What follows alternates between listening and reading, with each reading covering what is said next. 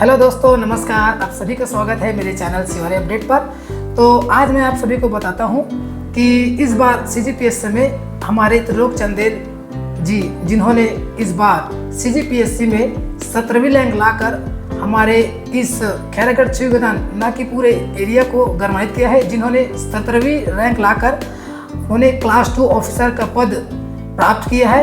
तो आइए आज जानते हैं कि उन्होंने इस पद के लिए कितना ज़्यादा मेहनत किया। आज हम आपको उनकी पूरी संघर्ष की कहानी बताएंगे कि उन्होंने यह पद कैसे प्राप्त किया। तो चलिए दोस्तों, मैं आप सभी को बताता हूं हमारे इस एरिया के आन बान और शान त्रिलोक चंदेल सर जी से। नमस्कार त्रिलोक चंदेल सर जी, आपको इस बार 2000 CGPSC में चयनित होने पर बहुत बहुत शुभकामनाएं। जी धन्यवाद। सबसे पहले आप हमारे दर्शकों को अपने बारे में बताइए। जी, सभी दर्शकों को मेरा आभार, जय जोहार। जी, मेरा नाम त्रिलोक कुमार चंदेल है। मैं ग्राम सालेखुर्द, तहसील धमदा, जिला दुर्ग का निवासी हूँ। CGPSC की तैयारी मैंने 2019 में शुरू किया। इस दौरान मैं 4 बार मेंस भी दिया, 3 बार इंटरव्यू दिया। तीसरे इंटरव्यू में मेरा प्रयास जो है सफल रहा। 17वां रैंक हासिल किया और 17वां रैंक हासिल करके मैंने असिस्टेंट डायरेक्टर ट्राइबल डिपार्टमेंट का जो है पोस्ट वो प्राप्त किया। जी, तो आप सभी ने सुना कि त्रिलोक चंदेल जी ने कितना ज़्यादा मेहनत किया है। मतलब कि इन्होंने 5 बार अटेम्प्ट दिया है, जिसमें से 4 बार आप सफल रहने थे। 4 बार मेंस दिया। अच्छा, 4 बार मेंस दिया है। तो त्रिलोक चंदेल सर जी, मैं आपसे ये पूछना चाहता हूँ कि आपने 4 बार अटेम्प्ट किया, मतलब 5 बार, तो 4 बार में आपको रिजेक्शन मिला, मतलब आप नहीं हो पाए। तो 5 बार में आपने ऐसा क्या अलग किया जिसमें आप सेलेक्ट हो गए? जी, CGPSC का जो सिलेबस होता है, पहली बात तो बहुत ही ज़्यादा विस्तृत होता है। तो पहला बार जब मैं दिलाया 2019 में, तो 2019 में मेरे प्रीलिम्स एग्ज़ाम से कुछ दिन पहले ही मेरे माता जी का निधन हो गया। बहुत ही दुखद रहा उस परिस्थिति में मुझे अपने आप को संभालने के साथ साथ 2019 की प्रीलिम्स की जो परीक्षा होनी थी, उस कठिन परीक्षा में अपने आप को धैर्य बनाते हुए सफल हो पाना मेरे लिए बहुत ही मुश्किल रहा। इस कारण मेरा 2019 प्रारंभिक परीक्षा जो है वो सफल नहीं हो पाया था। उसके बाद से 2020 में मैं लगातार प्रारंभिक परीक्षा और लगातार मेंस का जो एग्ज़ाम है उसको पास करते रहा। 21 में मेरा रैंक जो है 198वां रहा। 2022 की परीक्षा में मेरा रैंक 177वां था। 2023 का जो परीक्षा भी 2024 में जिसका रिजल्ट आया, उसमें 17वां रैंक हासिल किया मैंने। अच्छा, तो ये बहुत दुखद बात है कि हमारे त्रिलोक चंदेल सर जी के माता पिता नहीं है। मतलब पिताजी का निधन कब हुआ था सर जी? मेरे पिताजी का निधन जो है 2017 में हुआ। 17 में। माता जी 2019 में चलती। मतलब आज के डेट में देखें तो जिनके पास माँ पिताजी रहते हैं और बहुत सारी सुविधाएं रहते हैं, वो लोग भी ऐसे अचीव नहीं कर पाते ऐसे बड़े बड़े पोस्ट को। और ख़ास करके CGPSC के लेवल की पढ़ाई करना वाकई में हमारे त्रिलोक चंदेल सर जी के लिए सैल्यूट है हमारा। और त्रिलोक चंदेल सर जी, मैं आपसे ये पूछना चाहता हूँ कि आपने CGPSC को स्कूली लाइफ से ही सोचा था कि स्कूली लाइफ के निकलने के बाद, या फिर स्कूली लाइफ में ही आपने इसको, मतलब किस उम्र में आप पता कर लिए थे कि CGPSC कोई परीक्षा होती है? जी, जिस समय मैं स्कूली लाइफ में था 2012, मतलब 2015 की बात है। 2015 में जब मैं 12वीं पास किया, तो उस समय मेरा जो रुझान था वो कंप्यूटर शिक्षा, सॉफ्टवेयर इंजीनियरिंग के लिए था। तो मैं BSc जो ग्रेजुएशन है मैंने कंप्यूटर साइंस सब्जेक्ट से कंप्लीट किया। उसके बाद मेरा प्लान था कि मैं बेंगलोर जाऊं और अपने सॉफ्टवेयर जो इंजीनियरिंग की परीक्षा है, पढ़ाई है, उसको कंटिन्यू करूं। लेकिन उस समय 2018 में जब मेरा ग्रेजुएशन कंप्लीट हुआ, BSc जो ग्रेजुएशन, तो उस दौरान मेरी परिवार की जो आर्थिक स्थिति उतनी सक्षम नहीं थी। उस दौरान मैंने अपने पिताजी को, अपने माता जी को, अपने दादाजी को, तमाम जो मेरे परिजन थे उनको मैं खोया। और मेरे परिवार की जो आर्थिक स्थिति थी वो बहुत ही तंगी की स्थिति में चली गई, जिसके कारण जो मैं अपना सॉफ्टवेयर इंजीनियरिंग का जो सपना था उसको मैं पूर्ण नहीं कर पाया। लेकिन उसी दौरान मुझे पास के ही गांव में एक डिप्टी कलेक्टर भैया का जो चयन हुआ CGPSC परीक्षा में, तो मैंने देखा उनका स्वागत किस प्रकार हुआ। तो मेरा रुझान जो है इस परीक्षा की ओर गया। मैंने इंटरनेट की सहायता ली और CGPSC के बारे में चयन किया। मतलब सर्च मारा तो पता चला कि CGPSC है वो डिप्टी कलेक्टर सहित तमाम जो क्लास 2 ऑफिसर है, क्लास 2 ऑफिसर, क्लास 3 ऑफिसर, जैसे नायब तहसीलदार, इन सबका जो है वो वैकेंसी निकालती है। और मैंने इसका सिलेबस निकाला और देखा कि इसका जो सिलेबस है वो मेरे जो समझ के जो है अंदर ही आ रहा था और मेरे इंटरेस्टिंग का सब्जेक्ट था। तो मैंने सोचा कि CGPSC पढ़ना चाहिए मुझे, क्योंकि CGPSC पढ़ने का एक और लाभ ये है कि CGPSC का सिलेबस और व्यापम का सिलेबस सेम है। तो CGPSC पढ़ते पढ़ते आप व्यापम के जो डिफरेंट टाइप के एग्ज़ाम आते हैं, जैसे पटवारी का एग्ज़ाम आता है, RI का एग्ज़ाम आता है, पटवारी RI सब इंस्पेक्टर, तमाम टाइप के जो एग्ज़ाम निकलते हैं उसका तैयारी और उसके परीक्षा को आप आसानी से पास कर सकते हो। तो मेरा रुझान जो है CGPSC की ओर पड़ा। और ये भी सवाल पैदा होता है त्रिलोक चंदेल सर जी कि अभी हाल ही में आपने सुना होगा घोटाला, CGPSC घोटाला। तो इससे क्या है, जो अधिकतर जो स्टूडेंट तैयारी करते रहते हैं उनको एक तरीक़ा से लगता है कि उनकी मेहनत में पानी फिर गया। मतलब कहने का मतलब है कि एक नर्वसनेस, या तो कह सकते हैं उनको कि वो लोग ना कुछ देर के लिए डिमोटिवेट हो जाते हैं कि अरे यार हम लोग इतना पढ़ाई करते हैं, पेपर घोटाला हो गया, लीक हो गया। इस संबंध में आप क्या बोलना चाहते हैं? मतलब कि ये सही रहता है कि जी, रही बात CGPSC में घोटाले की बात, तो वर्तमान में छत्तीसगढ़ सरकार ने CBI पर जांच कमेटी बैठाई है और कुछ लोगों को इस संदर्भ में गिरफ्तार भी किया है। तो स्टूडेंट्स का जो डरना है वो जायज़ है। और चूँकि CBI का जांच बैठाया गया है, मतलब कहीं ना कहीं यहाँ पे घोटाले की बात रही होगी और स्टूडेंट का डरना एकदम जायज़ है, क्योंकि हम जो है ग्रामीण परिवेश से जो लोग निकल के आते हैं, यहाँ पे पढ़ाई एफर्ट करना बहुत ही मुश्किल होता है। हम शहर जाते हैं और शहर पे रहने का खर्च, खाने का खर्च और आगे पढ़ाई करने का खर्च वो बहुत हो जाता है। तो जैसे जैसे हमारा साल डिले होता है, किसके कारण? ये भ्रष्टाचार घोटाले के कारण। तो हम पे जो आर्थिक बोझ है, हमारे परिवार पर जो आर्थिक बोझ है वो लगातार बढ़ते जाता है। तो ये डरना और डिमोटिवेट होना आम बात है। लेकिन मेरा जो कहना ये है कि आप मेहनत करते रहिए और मेहनत इस प्रकार कीजिए कि आप अपने लक्ष्य पर प्रतिबद्ध होकर सही दिशा में मेहनत कीजिए। एक ना एक दिन आपको सफलता मिलेगी ही।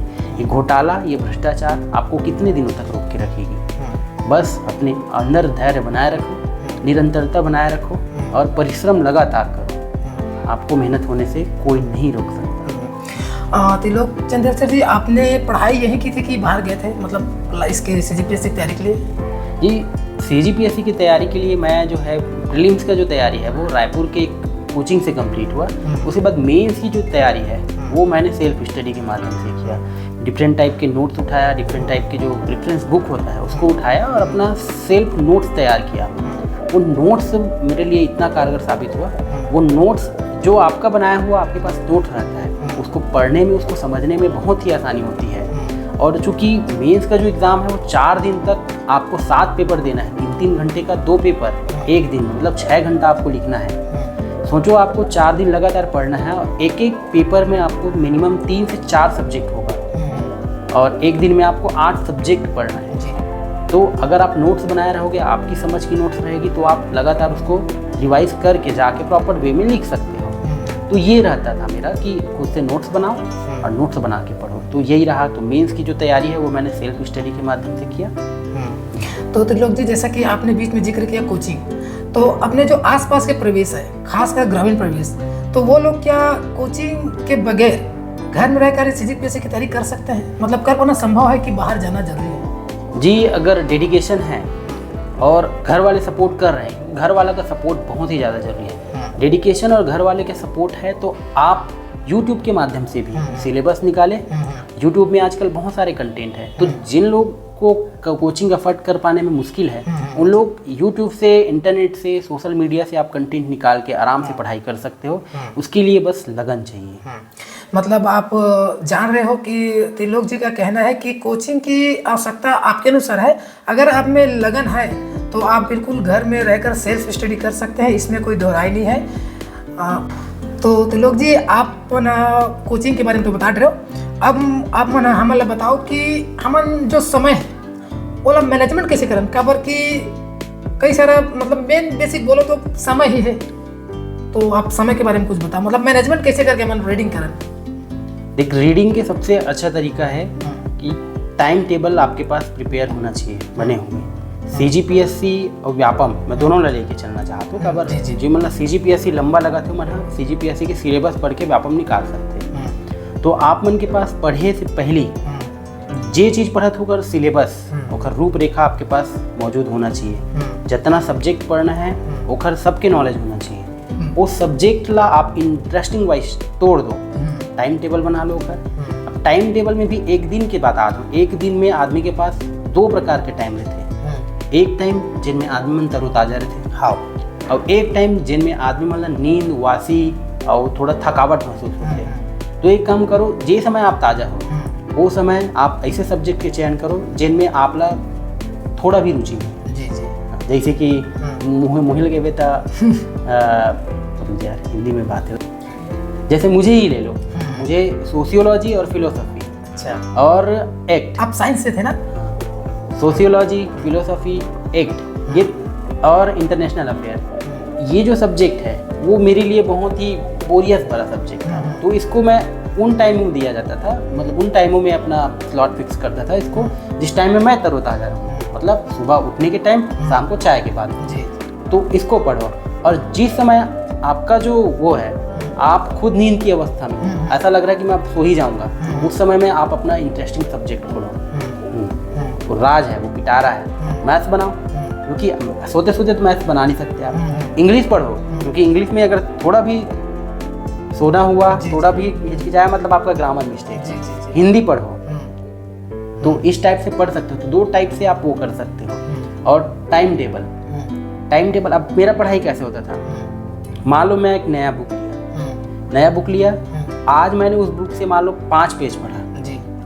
अगले दिन क्या करूँ, वो 5 पेज पढ़ के पीछे के 5 पेज को भूल जाऊँ, ऐसा नहीं रहता था। आज 5 पेज पढ़ा, कल 4 पेज पढ़ूंगा, लेकिन पीछे के 5 पेज को मैं पलटाऊंगा। जी जी जी। तीसरा दिन 5 पेज नहीं पढ़ूंगा, 4 पेज नहीं पढ़ूंगा, 3 पेज पढ़ूंगा, पीछे के 4 पेज और उसके पीछे के 5 पेज, 9, 3, 12 पेज पढ़ूंगा आज मैं, पीछे को रिवाइज करते हैं। अगले दिन क्या करूंगा, अब मैं न तो 5 पेज पढ़ूंगा, 4 पेज पढ़ूंगा, 2 पेज पढ़ूंगा और पीछे का पूरा पेज पलटाऊंगा। अगले दिन क्या करूंगा, फिर 2 पेज पढ़ूंगा, पीछे का पूरा। ऐसा करके एक सप्ताह में जितना पढ़ा वो मेरा रिवाइज हो गया। ठीक है। अब अगले दिन रविवार का दिन जनरली पूरे को रिवाइज किया मैं, पूरे को रिवाइज किया। अब ऐसा हो गया कि एक जो चीज़ है पहले दिन जिसको मैं पढ़ा उसको 6 दिन रिवाइज कर दिया। मेरा दिमाग 6 दिन उससे गुजरा है। जी जी। वो इतना कंठस्थ हो गया मेरे को कि अब अगर नया सप्ताह पढ़ा, अगले सप्ताह में फिर वही मेरा प्रोसेस रहेगा। तो ऐसा रहेगा 1 महीने में मेरा बुक कंप्लीट, और जो कंटेंट है वो बार बार मेरे दिमाग से गुजर जा रहेगा। तो कंठस्थ करने का सबसे आसान तरीका है ये। इसके साथ साथ ये तो हो गया रिवीजन के साथ साथ रिमाइंड। वो कहते हैं ना, दिमाग को जितना ज़्यादा रिफ्रेश करो आप मुझे याद रहोगे। क्यों? क्योंकि मेरा दिमाग बार बार आपसे गुजरा है, आपके नाम से गुजरा है। तो आप ये क्यों हुआ? क्योंकि मैंने बार बार रिमाइंड किया, आपको रिमाइंड किया, आपकी हरकतों को, आपके साथ बातचीत जो हुआ उनको रिमाइंड किया। तो दिमाग का ये प्रोसेस रहता है। तो मैं क्या करूँ, रिमाइंड करना है। मैंने मान लो आज छत्तीसगढ़ का एक राजर्षि तुल्य वंश पढ़ा, कोई भी एक वंश पढ़ा।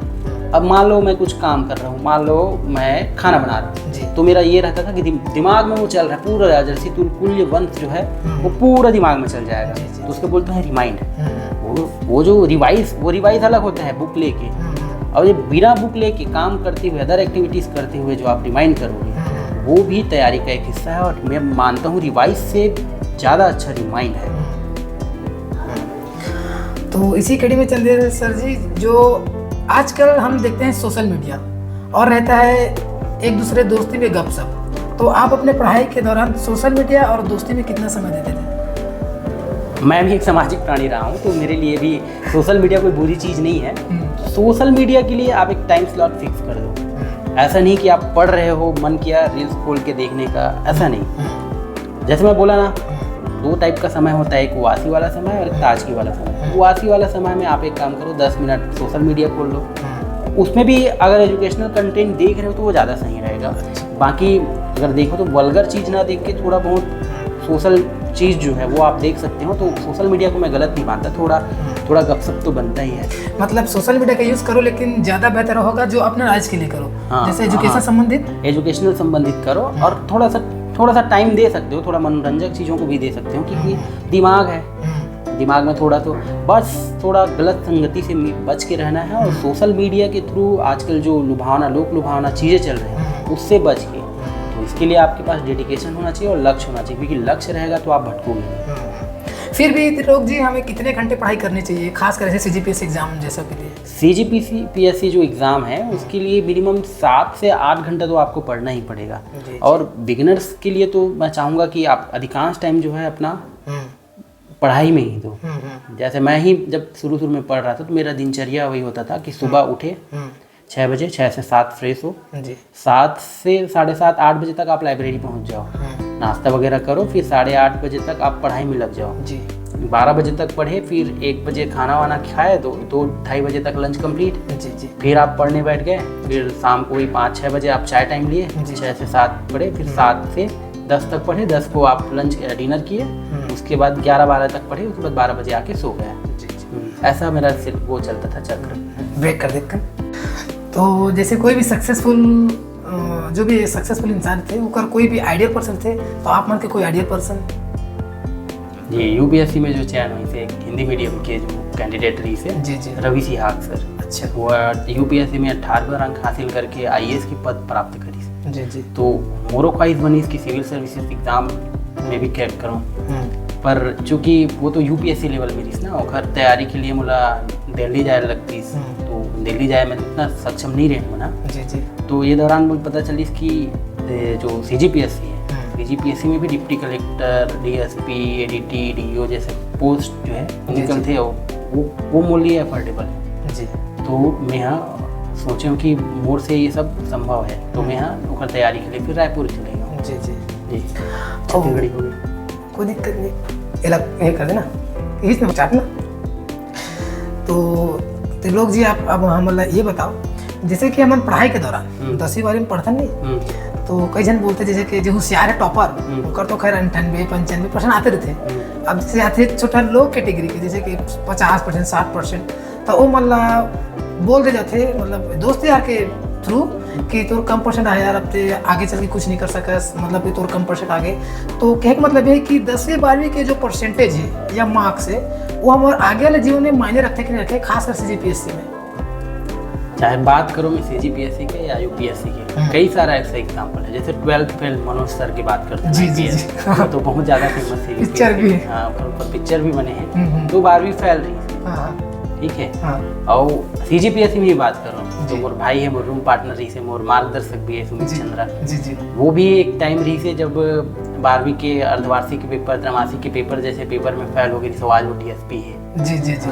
तो ऐसा नहीं है 10वीं में 12वीं में परसेंटेज आपके कोई मायने नहीं रखे। जैसे 12वीं में ही मोर 92% है जी जी, लेकिन फिर भी मोला मेहनत करे लगी से जी जी। तो कई सारा एग्जाम्पल है जेकर मन के 50% 60% मोरे ही जो स्टडी जो सर्कल है हमें ग्रुप स्टडी में, उनमें भी तमाम कई सारे कैंडिडेट हैं, कई सारे मोरे दोस्त हैं जेकर मन के 12वीं 10वीं में 70% से ज़्यादा नंबर आए चली हैं। अच्छा हाँ, एवरेज घलो है 50-60% वाले जी जी। ओखरो मन के सीजीपीएससी जो है क्लियर होते, तो ऐसे बात नहीं है 10वीं 12वीं परसेंट नहीं तो आगे में कुछ नहीं कर सको, मेहनत करे लगी अच्छा तो आगे सब चीज़ क्लियर हो जाएगी। मतलब कि जो हम ना एक मोटिव बना लेते हैं कि मोर तो परसेंट नहीं है, मैं आगे चल के कुछ नहीं कर पाऊँ, ये बात ला नकारते हुए तो लोग जी बताते कि आप मन के 10वीं 12वीं के जो परसेंट है उकर से आप ला भाव का बोल निराशा 10वीं 12वीं के जो परसेंट है उकर से आपने निराशा नहीं होना है। आप बिल्कुल मेहनत करो, आप बिल्कुल एक बड़े कोई भी आधिकारिक पोस्ट ले सकत हो, बड़े से बड़े जो पोस्ट है वो हासिल कर सकत हो। तो आप मन के मम्मी पापा जी के स्वर्गवास हुई से, तो ओकर बाद आपला फैमिली जो सपोर्ट है वो मिलिस जी। मुला मोर चाचा चाची की सपोर्ट जो है बहुत ही ज़्यादा मोर कामयाबी के पीछे ओकर मन के हाथ है जी जी। ओकर लिए मैं हमेशा आभारी रहूँ। तो मोर चाचा चाची फैमिली वो मोर लिए हमेशा मोर साथ रही से, इकोनॉमिकल इमोशनल सभी प्रकार से। साथ साथ मोर मामा मामी फैमिली वो मन भी बोली जब भी तुला आर्थिक रूप से कोई भी सहायता चाहिए, इमोशनली या आर्थिक, तो हम तो साथ देबो। एक साथ साथ तैयारी के दौरान मोर रूम पार्टनर रही से सुमित चंद्रा, डीएसपी के पद पे चयनित हुई से। कहाँ के वो कोरबा के हरे। तो ओकर थ्रू में अपन कोरबा फैमिली से मिली। कोरबा फैमिली में मोर मम्मी पापा, स्वीटी दीदी, मिंटी दीदी, एकर मन के भी बहुत ज़्यादा सपोर्ट रही से। मन बोले कि जब भी तुला किसी प्रकार की जरूरत पड़ी तो हमन अपन तुम्हारे साथ हन। एक साथ साथ बुआ मौसी सबके मोर सपोर्ट रही से, मतलब मोर माँ बाप जाए के बाद एक मन से निकटता, एक मन के सपोर्ट इतना अच्छा रही से कि बोला कभी ओकर मन की कमी महसूस नहीं हुई से। हालांकि मैं अपन माँ बाप ला अभी भी बहुत ज़्यादा मिस करता हूँ। नहीं, आप मन के माँ बाप जहाँ भी हुई आज खुश हुई। और हम ऐसा चाचा चाची मतलब भी सलाम करना चाहते हैं काबर कि जो एक ऐसे होनहार हमारे जो भाई है सपोर्ट करी से। तो आप मन ये बताओ कि जैसे कि हम स्टडी करथन, तो जो ग्रुप स्टडी करथन और एक सिंगल स्टडी करथन, तो ग्रुप स्टडी और सिंगल स्टडी करना चाहिए कि अपन ग्रुप स्टडी करना चाहिए? पहली तो ये है कि पहले सिंगल स्टडी करो, बेस बनाओ, बेस ओखर बाद जाओ तुम ग्रुप स्टडी। मैं तो बोलता हूँ ग्रुप स्टडी बहुत ही ज़्यादा जरूरी है। जी। मैं आज यहाँ हूँ खबर की मोर ग्रुप में कई ऐसे होनहार हैं, मैं नाम लेना चाहता हूँ, जैसे योगेंद्र भैया, जी। खुशबू मैडम, जी। एमन COI कोऑपरेटिव इंस्पेक्टर के पद पे चयनित हुए। अच्छा अच्छा। विनय कश्यप, राजेश कश्यप एमन असिस्टेंट रजिस्ट्रार के पद में चयनित हुए हैं। जी जी। ठीक है। सुमित चंद्रा DSP के पद में चयनित हुए हैं। तो ये मन जो है ऐसे ग्रुप स्टडी जब करबे तो डिफरेंट टाइप के व्यू मिलते हैं। जी जी। एक ही आंसर के कई सारा पैटर्न मिलते हैं, जी। तो बहुत ज़्यादा फायदा होता है। तो सबसे पहले आप मन अपन बेस बनाओ। जी। बेस बनाना काबर जरूरी है, काबर की ग्रुप में बात करत है जी। और निराधार बात करबे, मतलब बेसलेस बात करबे तो का कहलाबे, गप कहलाई। जी जी। तो पहले अपन बेस बनाओ, जी। जनरल नॉलेज ले लो हर टॉपिक के। जनरल नॉलेज ले के बाद जितना नॉलेज ले हो, नॉलेज शेयर करो, फिर एक यूनिफाइड आंसर बना लो सब चीज़ की। जी जी। तो एक से बहुत ज़्यादा फायदा मिलते हैं। मतलब कि ग्रुप स्टडी कहीं ना कहीं एक हमारे लिए एक फायदेमंद साबित होते हैं, खासकर एग्जाम के लिए। काबर के खुद सेल्फ स्टडी कर रहे कई बार वो माइंड से निकल भी जाते। हाँ। तो ग्रुप स्टडी के दौरान ओकर कई सारा सोल्यूशन भी निकलते और माइंड ला याद भी होते, हाँ। है ना। एक रिस्क करें, अब एक बार चलाते ला हल्का से। तो लोग जी, अब आप मन हमें बताओ कि जो हम पढ़ाई करते हैं रीडिंग, वैसे तो मार्केट में कई तरह बुक अवेलेबल है, स्टडी मटेरियल कई प्रकार के एडिशनल आते, कई प्रकार के प्रकाशन आते। तो आप हमारे जो कैंडिडेट भाई बहनी मन है वो मला कौन से बुक की सलाह देना चाहते हो, या आपके अनुसार का पढ़ना चाहिए, कौन से बुक पढ़ना चाहिए, आपके जो अनुभव है उल्लास बताओ। नहीं, रहे बात बुक के, तो छत्तीसगढ़ के जो सिलेबस है में 2 टाइप के जो GS है वो होते हैं। जैसे सेंट्रल लेवल पे इंडियन GS आते हैं और स्टेट लेवल पे CG आते हैं। जी जी। तो मैं पहली बात करता हूँ कि सेंट्रल लेवल पे GS है, मतलब इंडियन GS। जी जी। तो इंडियन GS में अगर मेसिव कखरो वो रहते क्वेश्चन रहते तो वो रहते इंडियन कॉन्स्टिट्यूशन के, भारतीय संविधान के। जी जी। तो भारतीय संविधान के लिए कोनो छोटे मोटे बुक मत उठाओ। काबर CGPSC व्यापम के जो स्तर है वो संविधान के जो क्वेश्चन है वो लिए बहुत आगे बढ़ चुके हैं। जी जी। तो सबसे मोर निवेदन है कि मन M लक्ष्मीकांत पढ़ो। M लक्ष्मीकांत संविधान के लिए पढ़ो। जी जी।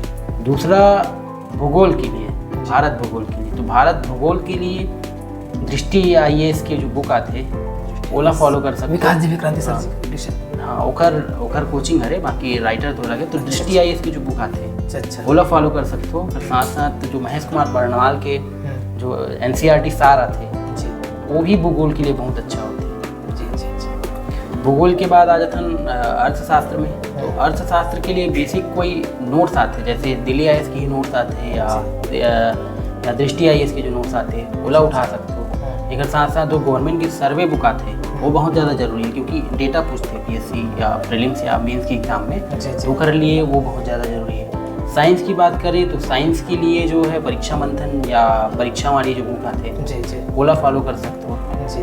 ओकर बाद बात करते हैं पर्यावरण पर। तो पर्यावरण पर बेसिक हरिराम के जो बुक आते हैं, हरिराम पटेल, हाँ हरिराम पटेल के जो बुक आते हैं जी, ओला जी, फॉलो कर सकते हो। ओकर बाद इतिहास की बात करें तो इतिहास जो है कभी कभी लेवल इतना ही हो जाते हैं कि हम कितना भी पढ़ के वो लेवल तक पहुँच नहीं पाए। जी। मतलब जो क्वेश्चन बना थे वो सबसे बनी है, जो नहीं बना थे वो कखरों से नहीं बने। जी जी। तो खर लिए बेसिक एकदम तैयार, तो बेसिक तैयार रखे बार हरिराम पटेल की बुक पढ़ सकते हो, या दिल्ली आई है दृष्टि IAS की कखरो भी बुक पढ़ सकते हो आप। ओकर बाद बात करते हैं समसामयिकी के, करंट अफेयर बहुत ही ज़्यादा रोल अदा करते हो PSC प्रीलिम्स हो, मेंस हो या इंटरव्यू में। तो समसामयिकी के लिए मंथली कोई भी क्या बोलते प्रकाशन उठा ले, जैसे परख आते मासिक पत्रिका, ठीक है, वो सब उठा सकता है।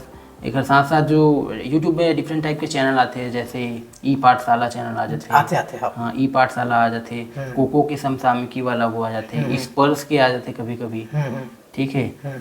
और तो स्टडी IQ ये सब चैनल है यूट्यूब में, ये चैनल वो कर सकते हैं। और साथ साथ मार्केट में कई तरह के बुक आते हैं, साप्ताहिक बुक आते हैं, मासिक बुक आते हैं, त्रैमासिक, अर्धवार्षिक एवं वार्षिक बुक आते हैं, वो मतलब उठा ले।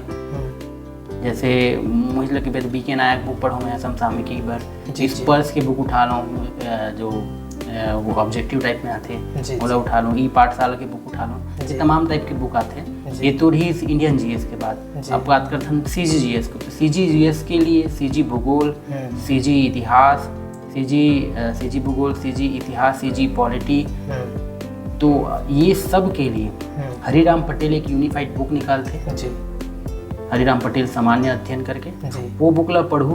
ओकर से बहुत ज़्यादा फायदा मिली। जी जी चूँकि ये है जो है वन लाइनर टाइप में रहते, अगर एक कहानी बुक पढ़ना चाहत हो जी। तो छत्तीसगढ़ इतिहास में आप पढ़ सकते हो।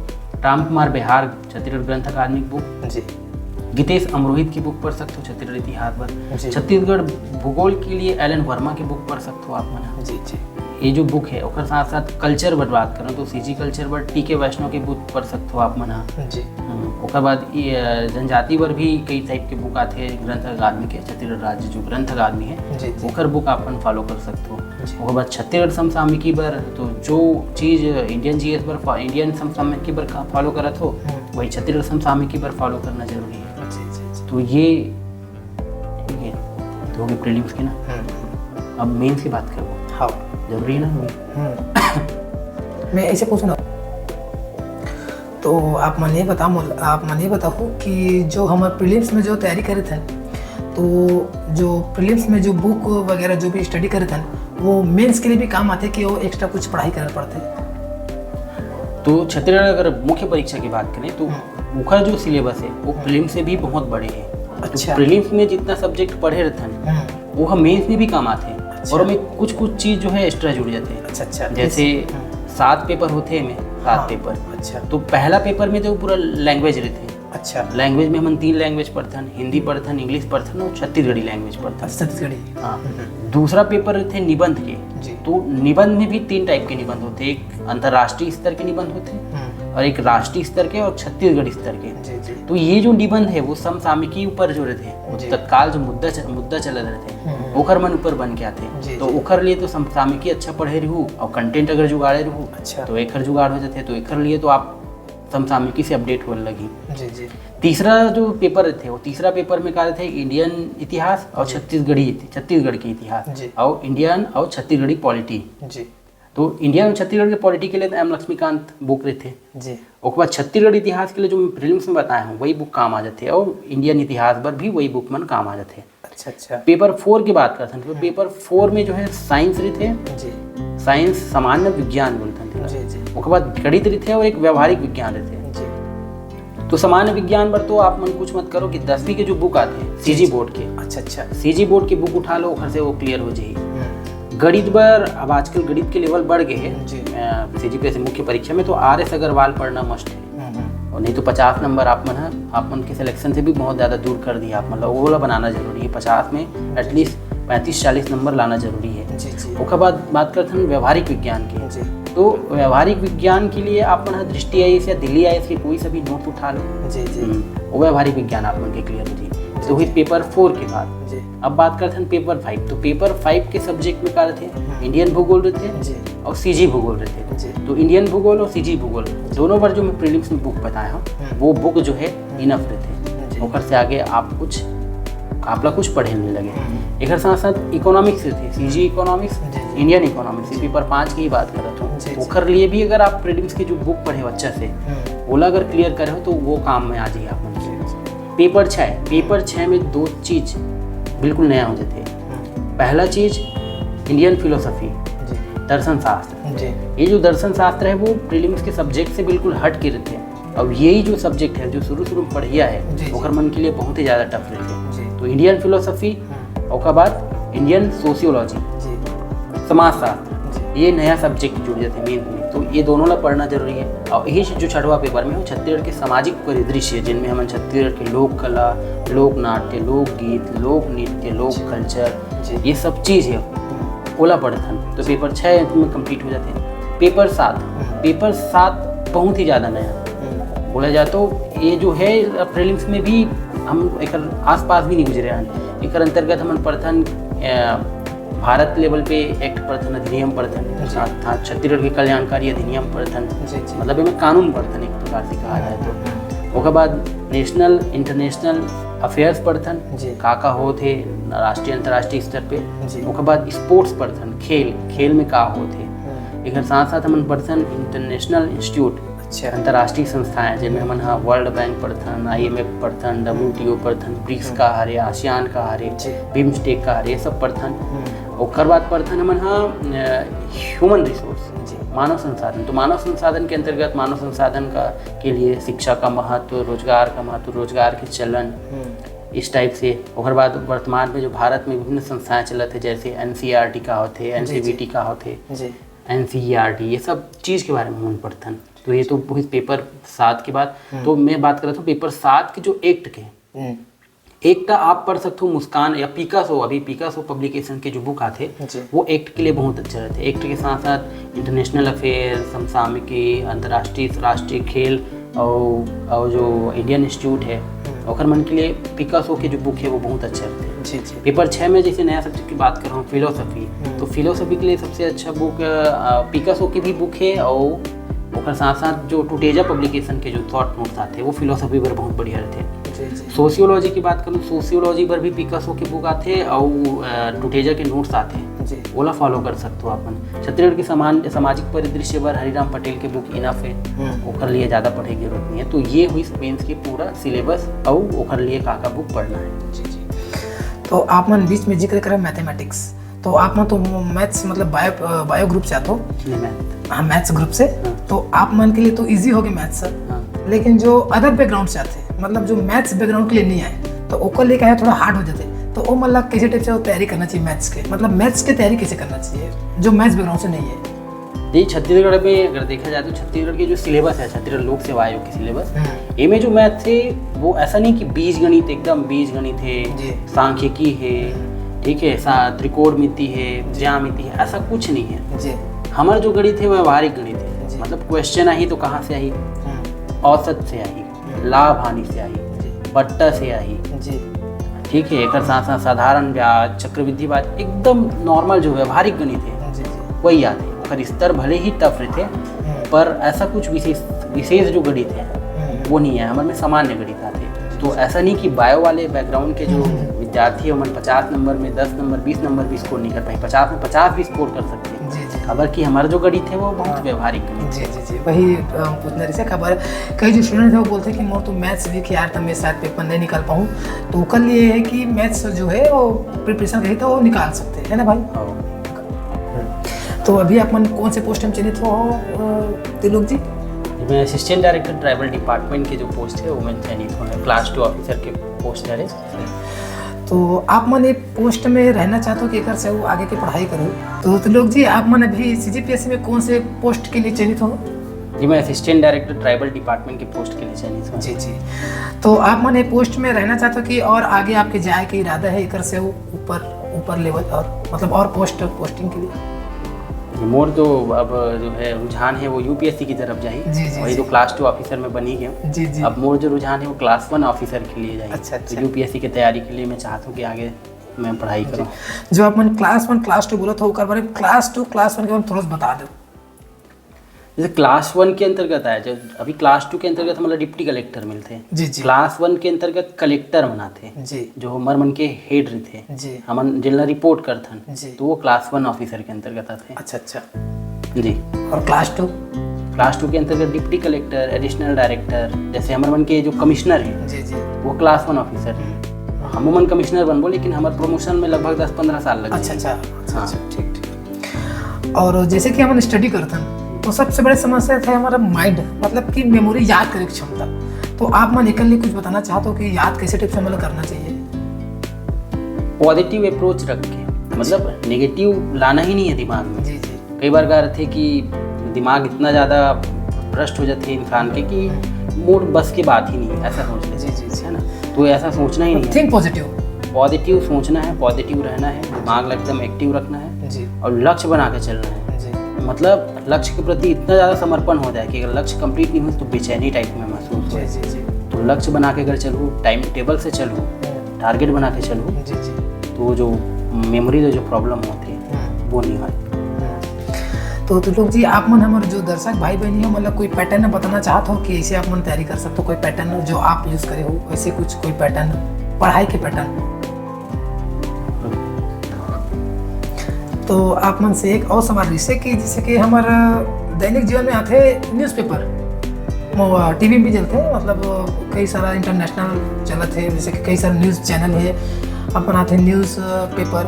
तो ये जैसे एग्ज़ाम की तैयारी करते हैं का न्यूज़पेपर भी हमारा जो परीक्षा में उपयोगी साबित होते हैं, मतलब ज़रूरी है न्यूज़पेपर पढ़ना डेली? न्यूज़पेपर तो बहुत ज़्यादा ज़रूरी है। राज्य में का होते, राष्ट्र में का होते, अंतर्राष्ट्रीय स्तर पे कौन से मुद्दा चलत है अभी हाल ही में, वो बहुत ज़्यादा जरूरी होती है। खबर की कुछ चीज़ है, कुछ सब्जेक्ट है, जैसे पर्यावरणीय मुद्दा ही देख लेते हैं अभी कहा जाता है। जैसे हाल में COP 2019 हुई थी, COP 29 हुई थी, इंटरनेशनल मतलब बैठक हुए थे, मान लो अभी हाल ही में ब्रिक्स के सम्मेलन कहाँ हुई थे, SCO के सम्मेलन कहाँ हुई थी, अभी G20 चलत रही थी ब्राज़ील के रियो डी जेनेरियो में। तो ये जो तमाम चीज़ है, अगर आप समाचार पत्र लगातार पढ़ते रहो तो ये सब चीज़ से आप अपडेटेड रहो, ठीक है। और यही जो चीज़ है वो आप मन के परीक्षा में भी आना है, तो ये तो बहुत ज़्यादा फायदेमंद होते हैं। साथ साथ आपके जो लिखे गए जो पैटर्न है, जो शब्द विन्यास है, वाक्य विन्यास है, वो भी सुधरी, ठीक है। और एक और फायदा ये हुई, मेंस राइटिंग में फ़ायदा हुई। और वहाँ जब इंटरव्यू में जाओ तो अगर वो पैटर्न पकड़ा गया, शब्द विन्यास, वाक्य विन्यास, तो आप लोग तो वहाँ फ्लुएंटली बोलना है। तो जो चीज़ से आप पढ़ के ऑब्जर्व करके जितना बार दोहरा के सीखे हो, आप लोग खुद ला नहीं पता रहा, लेकिन आप जैसे ही पढ़ो आपके शब्द विन्यास, वाक्य विन्यास सुधर जी, इंटरव्यू में भी अच्छा इफेक्ट करिए। तो पेपर तो एक पढ़ना ही चाहिए, ठीक है। अपन ला सुधारे बर, स्किल सुधारे बर, और जो घटना होते ओकर मन से रूबरू हुए बर, तो बहुत ज़्यादा जरूरी है। आप बात करो इंटरव्यू की, तो इंटरव्यू में टोटल कितना नंबर के थे इंटरव्यू है? इंटरव्यू जो है पहली 150 नंबर की थी इसे, यही साल 2023-24 पर 100 नंबर करेंगे। अच्छा, 2000 अब 100 नंबर ही चलिए। जी। तो 100 नंबर है, वो 100 नंबर में मैक्सिमम 80 नंबर और मिनिमम 40 नंबर मिलते हैं। जैसे मोला ही 66 नंबर मिले होने एवरेज। अच्छा जी, बहुत सुंदर। तो लोग जी बताइए कि हमारे जीवन में पढ़ाई के साथ साथ बुक तो जरूरी है, लेकिन और साथ साथ तो हमारे दैनिक जीवन में जो अपन न्यूज़पेपर देखते हैं, वो चाहे टीवी के माध्यम से हो या फिर अपन जो न्यूज़पेपर कोई भी, मतलब कि अपन ला हमेशा अपडेटेड रहना है, तो बिल्कुल न्यूज़पेपर अपन ला साथ में लेके चले ला पढ़ी। तो लोग जी आप मन जैसे CGPSC की तैयारी के दौरान आप मन ला जैसे कुछ होते ना निगेटिव थॉट आते हैं, जेकर से लगते कि मैं अब नहीं करूँ, अब मैं तैयारी नहीं करना चाहूँ, मतलब निगेटिव थॉट, मतलब कि आप एक बार भी ऐसे लगे कि अब मैं नहीं करूँ।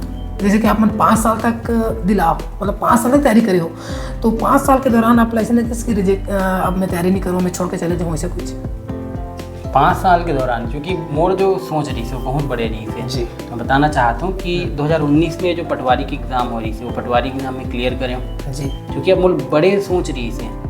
तो मोर परिवार जन मन कहना रही थी कि 2019 में जो पटवारी की एग्ज़ाम निकाले थे, तो पटवारी ला छोड़ के थे बड़े अचीव कर सकता जी। तो उसके बाद 2020 में मैं निकाले हूँ सहायक प्रयोगशाला शिक्षक की एग्ज़ाम जी। तो वो ला भी मैं ज्वाइन नहीं करे हूँ, बल्कि मोर तो सोच बड़े रही से क्लास 2 ऑफिसर बने के जो सपना रही से जी। तो कर लिए मैं ओकरो त्याग करें। उसके बाद 2021 से मैं लगातार इंटरव्यू दिलात रहे जी, और 2022 में भी कलो इंटरव्यू दिलाया हूँ। तो मैं यहाँ जो चयन प्रक्रिया है मैं लगातार बने रहे हूँ, और लास्ट स्टेज से वापस आ रहे हूँ जी। तो लास्ट स्टेज क्लियर करना बाकी जी से, तो मोर अंदर तो कभी ऐसे नेगेटिव अप्रोच नहीं, मतलब नेगेटिव ऐसा कुछ थॉट नहीं है इसे देखकर से मैं हताश हूँ। खबर कि मैं लास्ट स्टेज से वापस आ रहे हूँ, वो स्टेज मुझे क्लियर करना रही थी, और जो 2023 के एग्ज़ाम में भी क्लियर हुई इसकी है, और मैं 17वां रैंक हासिल करके पोस्ट भी पा गया। बढ़िया जी, बहुत सुंदर बहुत सुंदर। तो त्रिलोक जी के लिए मैं कुछ 2 लाइन बोलना चाहता हूँ। खुशी का एक दरवाज़ा बंद होता है तो दूसरा दरवाज़ा भी खुल जाता है, लेकिन हमारा ध्यान उस बंद दरवाजे की तरफ ही रहता है। जैसे कि त्रिलोक जी बताइए कि हमारा पॉजिटिव थिंक लेके तैयारी करना है। माइंड में कई सारा थॉट आते रहते हैं, लेकिन अपन ला हमेशा पॉजिटिव रह रीडिंग करना है। खबर कि हमारा माइंड है, खबर जो आप सोचते हो ना आप वही बनते हो। तो आप मन अब हमारा ये बताओ कि हर जो सक्सेसफुल कोई भी आदमी है, जैसे कि मैं इसे तो बाबा साहब अम्बेडकर को फॉलो करता हूँ, तो आपके भी कोई से आइडियल पर्सन है जेकर से आप प्रेरित होकर CGPSC के तैयारी करते रहो, या आपके कोई मार्गदर्शक है? ये मोर मार्गदर्शक तो मोर चाचा जी जाना पापा बोलता हूँ जी, वो रही थी, वो ओला मैं आइडियल पर्सन मानता हूँ। लेकिन साथ साथ अगर मोर आध्यात्मिक जीवन में बात करें तो स्वामी विवेकानंद मैं मानता हूँ जी। स्वामी विवेकानंद ओखर से बहुत ज़्यादा मैं प्रेरित रहता हूँ जी। लेकिन साथ साथ अगर देखा जाए तो एक IAS है, अगर देखा जाए तो सिविल सर्विसेज एग्जाम के क्षेत्र में देखा जाए तो एक IAS जो। तो जैसा कि दोस्तों आप सभी ने वीडियो में देखा कि त्रिलोक जी ने कैसे अपना CGPSC में इस पोस्ट के लिए जो अपना पढ़ाई का सफ़र है वो हम लोगों को बताया, और हमारे जो भाई बहन हैं वो भी हमारे त्रिलोक जी से प्रेरित होकर अब भी आप भी मेहनत करिए, आप भी बिल्कुल एक दिन अपने सफलता हासिल करेंगे। और इसी कड़ी में मैं एक छोटा सा लाइन बोलना चाहता हूँ। यूं ज़मीन पर बैठकर क्यों आसमान देखता है, यूं ज़मीन पर बैठकर क्यों आसमान देखता है, अपने पंखों को खोल, ये ज़माना सिर्फ उड़ान देखता है। इसी के साथ आप सभी का धन्यवाद। आप सभी मेरे इस चैनल पर बने रहे। और त्रिलोक जी आपको भी बहुत बहुत धन्यवाद और एक बार फिर से आपको शुभकामनाएं। जी, धन्यवाद।